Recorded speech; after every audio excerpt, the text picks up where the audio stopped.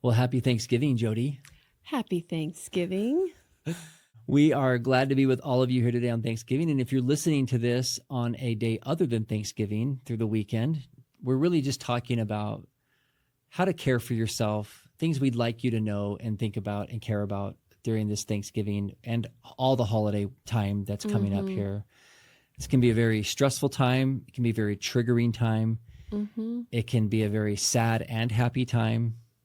It just is full of a lot. Full. That's a really good word for it. Yeah. Yep.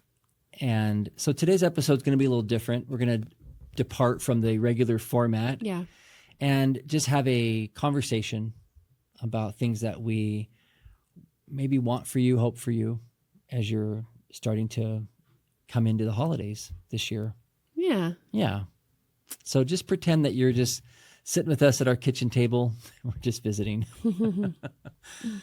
I'd love to know from you, if that's okay, what are some things that you wish for our listeners this holiday season? What are some things to think about? And probably the first thing would be just a sense of peace about right where you are, that you're where you are, especially if you're uncertain, unhappy, that it's not a permanent place. It's not a permanent state. It's just a necessary part of a journey that maybe you didn't even choose, but here you are on it. I would wish for just a sense of peacefulness around, some of the hard things you're doing, some of the difficulty that you're leaning into, and that it might be a rough road, but it's not a permanent state of being. Yeah. I love that. Yeah, I love that. Like when I hear you say that, I think it doesn't mean you have to be okay with it. No. Or agree with it. No. Mm-mm. What I hear is basically on this day, at this time, you can be where you are. Yep. In light of everything that's happened. Mm-hmm. It's okay. Mm-hmm. Yeah. And you're just in a transformation and in it somewhere it has potential for movement. Yeah, and there's nothing like the holidays to make you feel like you need to be somewhere you're not. Oh, that's such a good point. Yeah, it's such a good point. There is an expectation that it look and feel a certain way. Right. And that if it doesn't, it's not successful or it hasn't gone well. But that's not real. Yeah. So. And I get we all have to put on, I don't know, like we have to sort of be polite, respectful. Yeah, you kind of have to bring your social self to if there are gatherings and that kind of thing. Because it's not everybody's business. Yeah. Your interior world. Yeah. Yeah, not necessarily the place. No. It's okay to take care of yourself and take breaks and space things out or say no to things or structure it in a way that allows you to show up as your best self. Sure. Not to stretch yourself into someone you don't even recognize. Yeah. How about you? What would you wish? It's interesting. Yesterday, I led a discussion inside of my Courageous Together program with some women that are working through betrayal. And the theme was having them just slow down and pay attention to what's a strong yes and what's a strong no.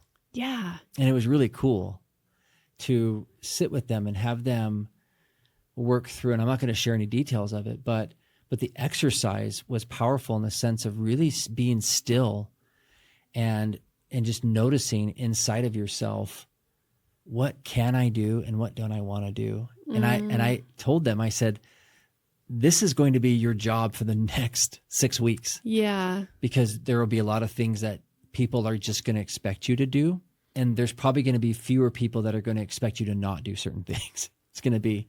Oh, yeah. Right? Yeah. It's just going to pile on. And again, like we've talked about before, especially for women, there's a lot of pressures around women to carry this, make it magical, and it's not that men don't contribute to that and so on, but oftentimes holidays are so much about relationships. And a lot of times women become the relational managers, and that can be a lot of stress. So to have the permission to say yes to some things and permission to say no to things, and that both of those are legitimate options, for a lot of people can be revelatory. Yeah. Yeah. Yeah. So you wish for more of that.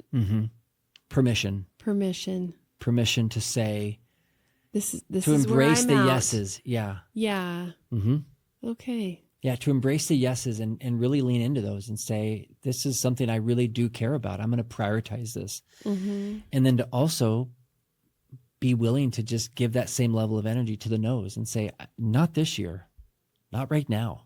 Mm-hmm.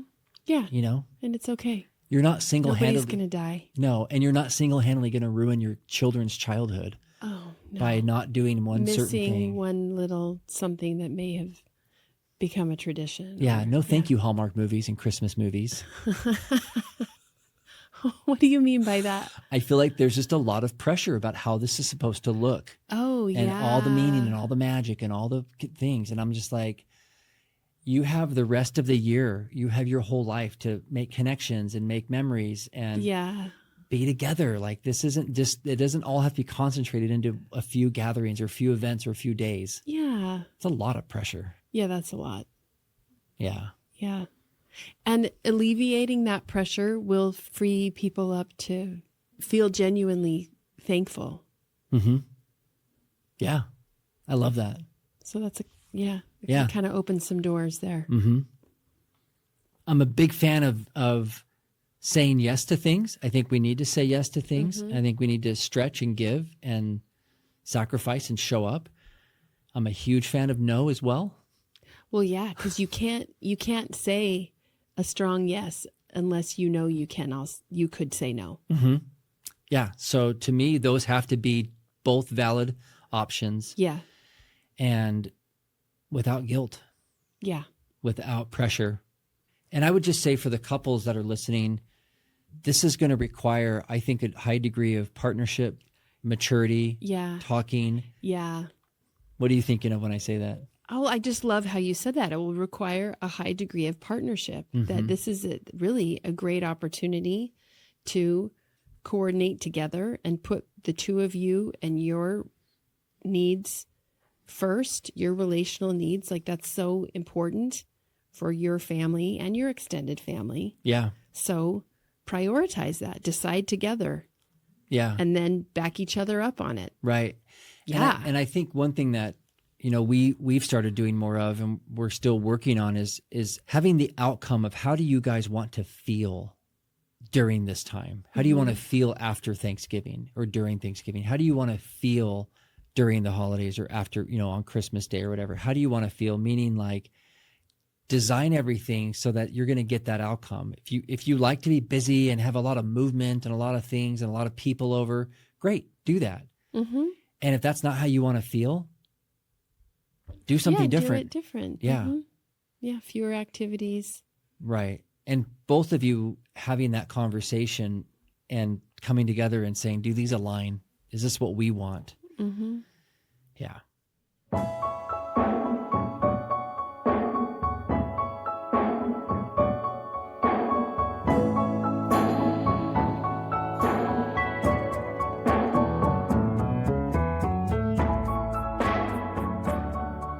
I do want to speak to those who are maybe not going to spend Christmas in maybe the traditional or conventional way maybe they're used to. Mm-hmm. Whether there's a separation or there's just a high degree of tension or there's been a new betrayal or there's, it's just a very painful, uncomfortable, there's a lot of expectations of togetherness or of holding things together for the kids, or there's been a lot of distance or something where it just is like, it's not going to be like it has in years past. That can be very painful, very sad, very overwhelming, lonely, easy to feel misunderstood, judged.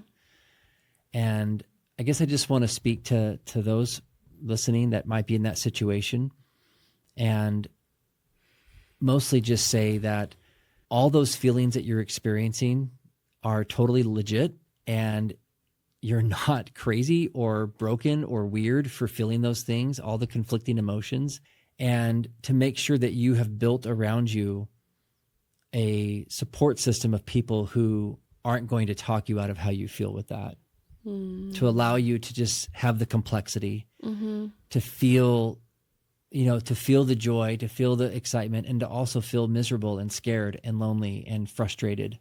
And just to have people that you can not have to apologize to or explain all that, and just be able to be there. And it may just be one person, Yeah. but don't feel That's like you have enough. to carry that all by yourself. Yeah. Mm-hmm. Well, yeah, I guess I would say that grief is unpredictable, Oh, and there, you know, it can be especially dicey to juggle it with a time where there's so much social and other pressure for things to be anything but grief. yeah. And so the grieving process, if you're in it, then you're in it. Mm-hmm. And I don't know, maybe sometimes just being able to call it what it is can alleviate some of the stress and the pressure around it. Yeah. Yeah. What would that look like? Calling it like it is, or naming what it is? I don't know. I mean, I think whatever you're noticing coming up, you know, whatever phase you're in, if you're feeling angry, if you're feeling sad, if you're feeling hopeless, I think just maybe name it, Mm-hmm. you know, recognize it. Yeah. Wow, this is kind of where I'm at in this. I think that just loosens the grip, because just being able to say to yourself, even, I'm so angry. Yeah. I mean, it doesn't make the anger go away, but it's a whole different experience than I shouldn't be angry. This isn't the time to be angry. I don't want to be angry. Right. Repressing emotions creates more suffering than the emotions themselves. Yeah, exactly. Exactly. Absolutely. Yeah, I love that. So even just to say it out loud, or write it down, or talk to somebody about it, Mm-hmm. and just let it be this way. This is the year I felt angry or lonely or frustrated, Mm-hmm. and that's totally fine. Yeah. And it's not a life sentence, No. even though it does feel Yeah. like it's going to be. And the timing might just be really terrible. Yeah. You just wish it didn't happen at this time. Uh-huh. Yeah. You can wish that too. You can be sorely disappointed. Mm-hmm. Mm-hmm. Yeah. So I just think that this time of year can just bring up, it's sort of like the Super Bowl of emotions and family relationships and everything. It's like everything comes together, and it can feel like this big critical moment, right? Yeah. Where, you know, you're working through stuff all year, and all of a sudden, like, this is the main event. And I just feel like it doesn't have to be like that. No. That's No, it doesn't. No. It doesn't. Mm-mm. But along those lines, I want to say also that if you find that there are things about the holidays that like bring a lot of happiness and joy, you don't have to second guess that either. Yeah. You don't have to berate yourself for not being more miserable than you are because you think you should be. Oh, I love that. I mean, if Yeah. this could be a joyful time, then Enjoy enjoy that. Yeah. Let that happen as part of the process, or Right. a way to pendulate. There you go. Just a way to like help you navigate the difficult, because you can look forward to some of the otherwise lovely things that are Mm-hmm. a part of this time. Right. It doesn't have to be all or nothing. Yeah. And I love that. So yeah, there may be things, little pockets of joy, little islands, little moments that And just even- feel amazing. Yeah. And even some that you can create for yourself. Mm-hmm. You know, everything from, you know, just making sure you buy your favorite tea because you love it and it's something you always have Mhm. at the holidays, to, you know, reaching out to the favorite cousin that you're going to see at the thing. Right. Or just whatever it is. And yet, I mean, if you're feeling open to it, then enjoy some of the warmer, happier, Right. more joyful parts of Right. what can be here. I love that. I love that. And especially recognizing that you're going to get back and keep doing the work. Yeah. So it doesn't mean that you're just avoiding something. No. It makes me think of that story from World War II on Christmas Eve, where the German troops and the American troops called a ceasefire Oh, yeah. for Christmas Eve. Yeah, they did. They sang. They played soccer. Yeah. They like played soccer with each other, guys that were shooting at each other the day before. They celebrated the holiday together, had a good time, Uh-huh. and then just had to go back, Got back to war. doing their work The next day. And while I don't want anybody to be at war with each other, Yeah. you're working through hard stuff. Yeah. And so even if you're just like, you know what, let's just take a break and just enjoy some peace and just Yeah. find some common ground Sure. for this moment, whether it's a meal, whether it's, you know, Yeah. whatever, a church service, whatever it might be, that can just allow you to have a breather so you can get back to doing the hard work. That Yeah. is required of everyone. Mm-hmm. We're just aware that there's a lot of people that are in all different stages of healing, from brand new discovery and thrown into crisis. And this is just the worst thing you've ever experienced. And it's happening right at the holidays, all the way to people that have been in this work a long time. Yes. And they're just grateful and feeling connected and relieved that they're on this side of it. And it's just, a beautiful gift and a reminder for everything they've worked hard through. So the whole continuum, right? I mean, this is from crisis to connection. Mm-hmm. And we see all of you and are here with all of you in this really, beautiful and difficult time that is the holidays. Mm-hmm. Yeah. To all of you out there, happy holidays. Happy holidays. Wherever you live, whatever you're celebrating, if you're in the U.S., Thanksgiving, Christmas around the world. We're grateful for all of you, for your comments, your support. We know you're listening. We see the numbers. We know there's people out there, and hope that what we bring every week is a blessing to you and your loved ones. Mm-hmm.